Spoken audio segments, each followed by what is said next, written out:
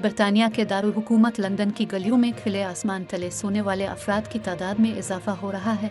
इस सारी सूरत हाल में समाजी तंजीमें बरतानवी हुकूमत से मुतालबा कर रही हैं कि मसले का हल तलाश किया जाए।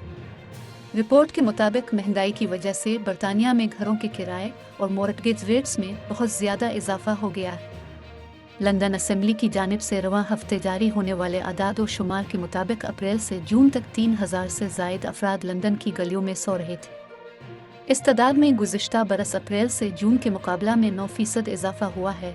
गलियों में खिले आसमान तले सोने वाले अफराद में से 49% ऐसे हैं जो पहली बार ऐसा कर रहे हैं। बरतानिया की हुकूमत ने इंग्लैंड में गलियों में सोने को 2024 तक ख़त्म करने का हदफ मुकर्रर किया है।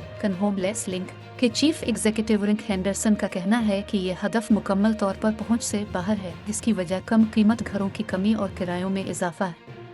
हुकूमत को इसके तदारुक को तरजीह देनी चाहिए जिसमें लोकल हाउसिंग अलाउंस में इजाफा शामिल हो और रेमिटर्स रिफॉर्म बिल पास किया जाए ताकि किराएदारों को सिक्योरिटी मिले।